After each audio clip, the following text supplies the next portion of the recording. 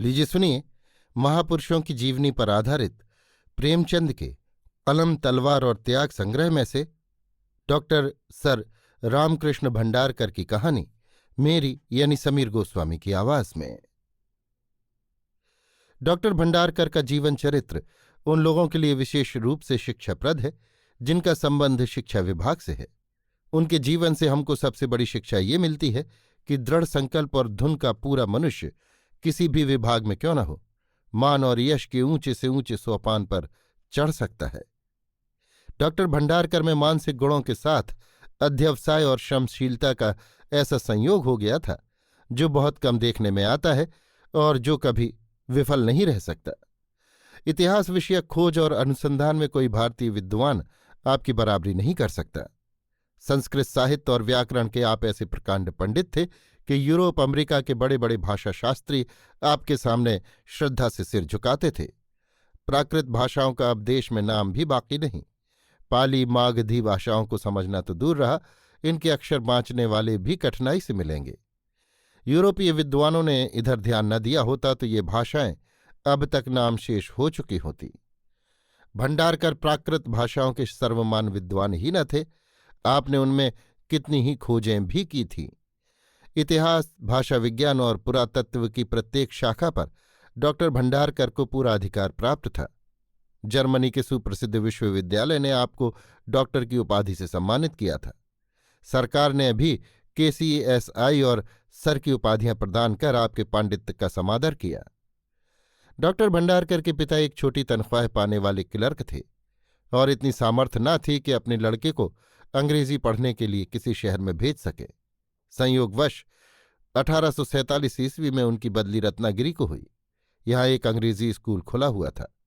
बालक रामकृष्ण ने इसी स्कूल में अंग्रेजी की पढ़ाई आरंभ की और 6 साल में उसे समाप्त कर एल्फिंस्टन कॉलेज बंबई में भर्ती होने का हठ किया।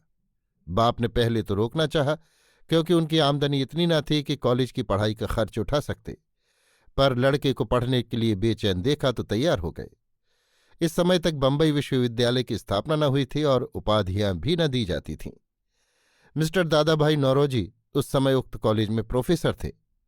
रामकृष्ण ने अपनी कुशाग्र बुद्धि और परिश्रम से थोड़े ही दिन में विद्यार्थी मंडल में अपना विशिष्ट स्थान प्राप्त कर लिया और पढ़ाई समाप्त होने के बाद उसी कॉलेज में प्रोफेसर हो गए। उसी समय आपको संस्कृत पढ़ाने का शौक पैदा हुआ और अवकाश का समय उसमें लगाने लगे। इसी बीच बंबई विश्वविद्यालय की स्थापना हुई और प्रोफेसरों को ताकीद हुई कि वो BA की सनद हासिल कर लें, नहीं तो नौकरी से अलग कर दिए जाएंगे। डॉक्टर भंडारकर ने अवधि के अंदर ही MA पास कर लिया और हैदराबाद सिंध के हाई स्कूल के हेडमास्टर नियुक्त हुए। साल भर बाद अपने पुराने शिक्षा स्थान रत्नागिरी स्कूल की हेडमास्टरी पर बदल दिए गए। यहाँ उन्होंने संस्कृत की पहली और दूसरी पोथियां लिखी जो बहुत लोकप्रिय हुईं। अब तक इनके 20 संस्करण हो चुके हैं। संस्कृत भाषा का अध्ययन इनकी बदौलत पहले की अपेक्षा बहुत सुगम हो गया और इनका इतना प्रचार है कि किसी आरंभिक विद्यार्थी का बस्ता उनसे खाली न दिखाई देगा। 10 साल तक आप एल्फिंस्टन और डेकन कॉलेज में असिस्टेंट प्रोफेसर की हैसियत से काम करते रहे। 1879 में डॉक्टर कीलहाने के पदत्याग के अनंतर डेकन कॉलेज में स्थायी रूप से प्रोफेसर हो गए और तब से पेंशन लेने तक उसी पद पर बने रहे।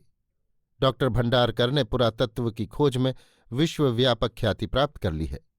उन्हें ये शौक क्यों कर पैदा हुआ, इसकी कथा बहुत मनोरंजक है और उससे प्रकट होता है कि आप जिस काम को हाथ लगाते थे उसे अधूरा नहीं छोड़ते थे।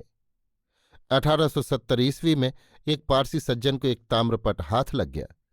वो किसी पुराने खंडहर में गड़ा हुआ था और उस पर प्राचीन काल की देवनागरी लिपि में कुछ खुदा हुआ था। उन्होंने उसे डॉक्टर भंडारकर को दिया कि शायद वो उसके लेख का कुछ मतलब निकाल सके। डॉक्टर साहब उस समय तक प्राचीन लिपियों से अपरिचित थे, अतः उस लिखावट को न पढ़ सके, पर उसी समय से प्राकृत लिपियों की जानकारी प्राप्त करने की धुन पैदा हो गई। यूरोपीय विद्वानों ने इस क्षेत्र में रास्ता बताने और दिखाने का ही काम नहीं किया है, उन्हें इसका उद्धारक भी समझना चाहिए। डॉक्टर भंडारकर ने इस विषय पर अनेक पुस्तकें इकट्ठी की और बड़ी तत्परता के साथ अध्ययन में जुट गए। फल ये हुआ कि उन्होंने साल भर के भीतर ही उस अभिलेख का अर्थ ही नहीं लगा लिया, विद्वानों की सभा में उस पर मार्के का भाषण भी किया। यही नहीं, इस विषय से उन्हें अनुराग भी उत्पन्न हो गया और खोज अनुसंधान का कार्य आरंभ हो गया। प्राचीन इतिहास और पुरातत्व पर आपने कितने ही निबंध लिखे। प्राकृत भाषाएं और हमारे प्राचीन इतिहास की समस्याएं एक दूसरे से इस तरह गुथी हुई हैं कि एक को जानना और दूसरे से अपरिचित रहना असंभव है। अतः डॉक्टर भंडारकर ने प्राकृत पर भी भरपूर अधिकार प्राप्त कर लिया। 1874 ईस्वी में लंदन में प्राच्य विद्या विशारदों का एक सम्मेलन हुआ। आपको भी निमंत्रण मिला। कुछ घरेलू अड़चनों से आप उसमें सम्मिलित न हो सके, पर एक खोजपूर्ण निबंध भेजा जिसके व्यापक अन्वेषण की बड़ी सराहना हुई।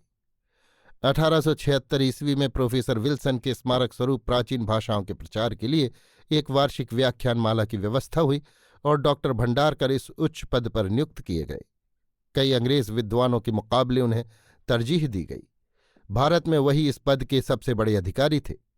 अपनी सहज तत्परता और एकाग्रता के साथ वो इस काम में जुट गए और संस्कृत, प्राकृत तथा आधुनिक भाषाओं पर उन्होंने जो व्याख्यान दिए वो गंभीर गवेषणा और ऐतिहासिक खोज की दृष्टि से बहुत दिनों तक याद किए जाएंगे।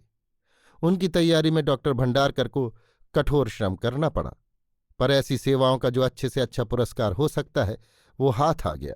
विद्वानों ने दिल खोलकर दाद दी और सरकार को भी जल्दी ही अपनी गुणज्ञता का सक्रिय रूप में परिचय देने का अवसर मिल गया। कुछ दिनों से ये विचार हो रहा था कि प्राचीन अप्रकाशित संस्कृत ग्रंथों की खोज की जाए और उनका संग्रह ऐतिहासिक खोज और समीक्षा के लिए विद्वानों के सामने रखा जाए, क्योंकि ऐतिहासिकों का विचार था कि भारत में प्राचीन काल का इतिहास तैयार करने के मसाले की कमी नहीं है। वो जहां तहां पुराने खंडहरों और निजी पुस्तकालयों में आपातकाल में आत्मरक्षा के लिए छिपा पड़ा है। उसके अध्ययन से उस समय के इतिहास पर बहुत कुछ प्रकाश पड़ सकता है, पर इन साधनों को ढूंढ निकालना सहज काम न था। ये गुरु कार्य डॉक्टर भंडारकर को सौंपा गया और उन्होंने जिस योग्यता के साथ उसका संपादन किया उसकी जितनी भी सराहना की जाए कम होगी। केवल बहुसंख्यक का प्रकाशित ग्रंथ और लेख ही ढूंढ नहीं निकाले, उन पर विस्तृत गवेषणापूर्ण रिपोर्ट भी लिखी जो 5 बड़ी बड़ी जिल्दों में पूरी हुई है। इस क्षेत्र में डॉक्टर भंडारकर ने दूसरों के लिए रास्ता बताने और दिखाने का भी काम किया। उनके श्रम से औरों के लिए ऐतिहासिक अन्वेषण का रास्ता साफ हो गया। इस काम में उन्हें कैसी कैसी बाधाओं का सामना करना पड़ा, इसे विस्तार से बताने की आवश्यकता नहीं। इस देश में जिस आदमी के पास भी कोई पुरानी पोथी है, चाहे वो प्रेम कथा ही क्यों न हो, वो उसे सोना चांदी बनाने का नुस्खा समझे बैठा है और उस पर किसी दूसरे की निगाह पड़ जाना भी उसे सहन नहीं। ऐसे लोगों को मनाना डॉक्टर भंडारकर का ही काम था। आज ये लंबी चौड़ी रिपोर्ट विद्वानों और इतिहास प्रेमियों के लिए आश्चर्य का विषय बन रही है और संभवतः कुछ दिनों तक लोग उसे गंभीर अध्ययन, शुद्ध वर्गीकरण और ऐतिहासिक अन्वेषण का नमूना समझते रहेंगे। 1886 ईस्वी में वायना में प्राच्य विद्या के पंडितों का सम्मेलन फिर हुआ। अब कि डॉक्टर भंडारकर ने उसका निमंत्रण स्वीकार कर लिया और इस यात्रा में यूरोप की स्थिति को बारीकी के साथ देखा, समझा। इसके 1 साल बाद भारत सरकार ने उन्हें CIE की उपाधि प्रदान कर उनकी विद्वता का समादर किया।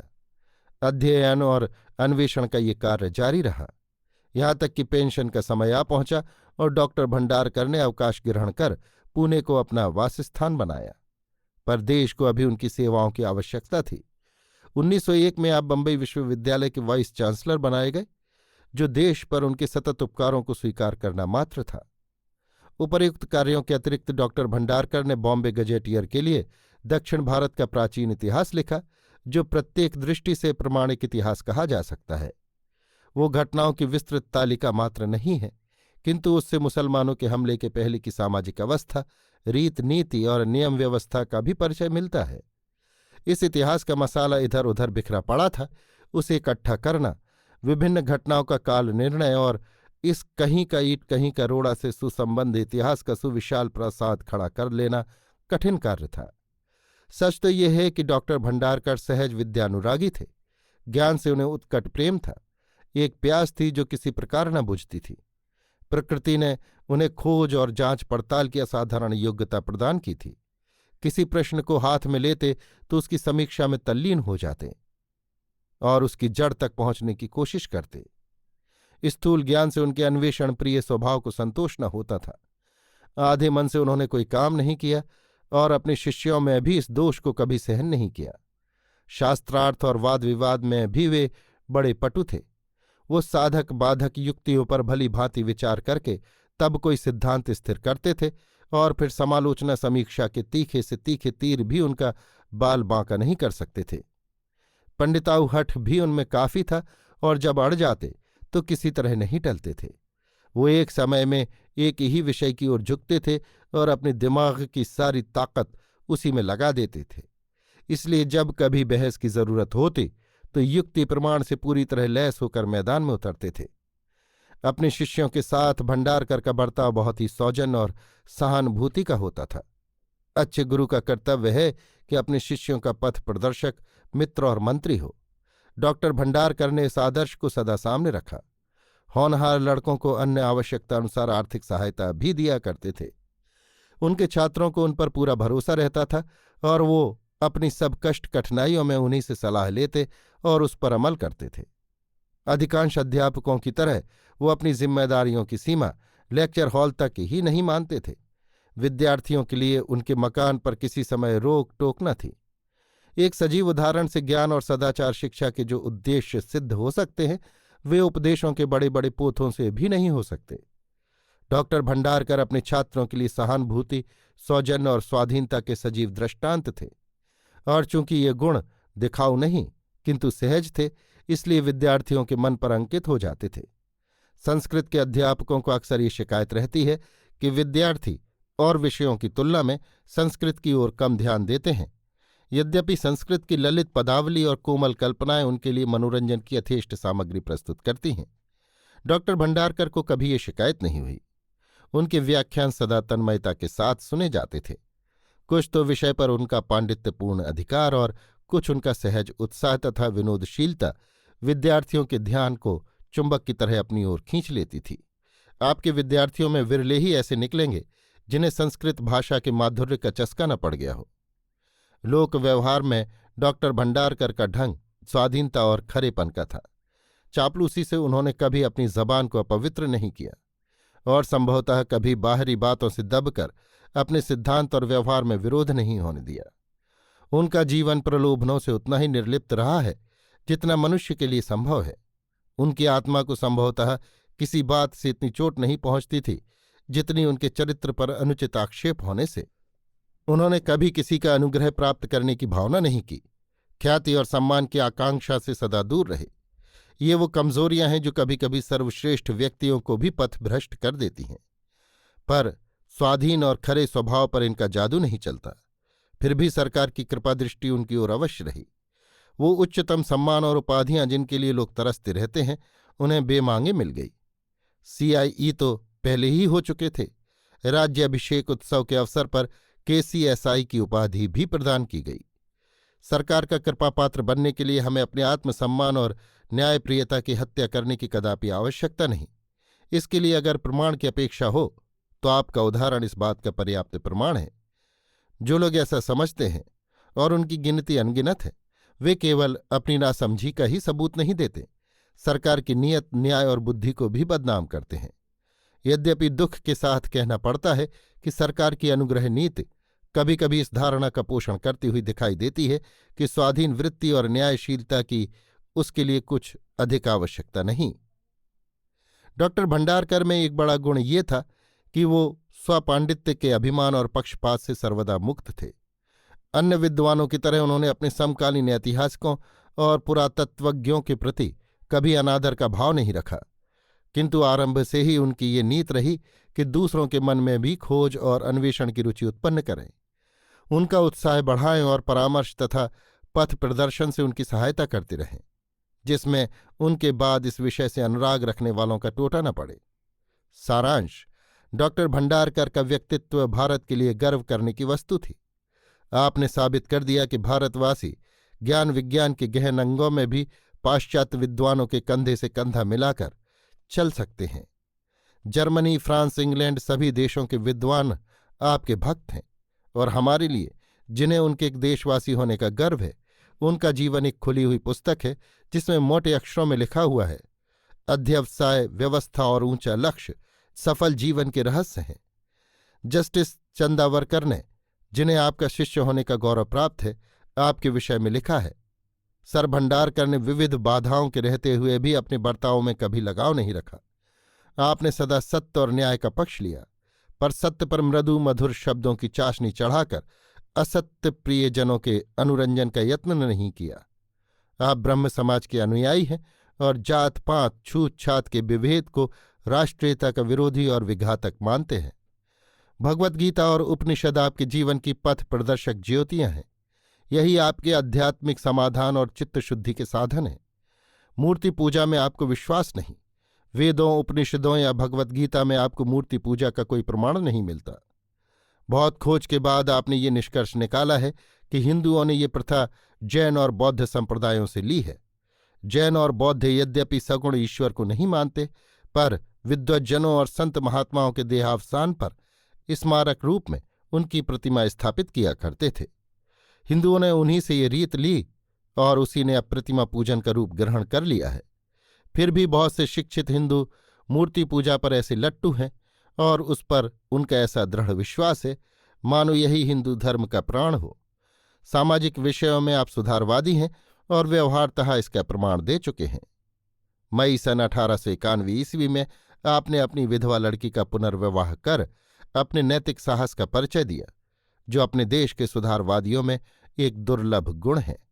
जिस जाति में ऐसी महान आत्माएं जन्म लेती रहें उसका भविष्य उज्ज्वल है, इसमें संदेह नहीं किया जा सकता। अभी आप सुन रहे थे महापुरुषों की जीवनी पर आधारित प्रेमचंद के कलम तलवार और त्याग संग्रह से डॉक्टर सर रामकृष्ण भंडारकर की कहानी, मेरी यानी समीर गोस्वामी की आवाज में।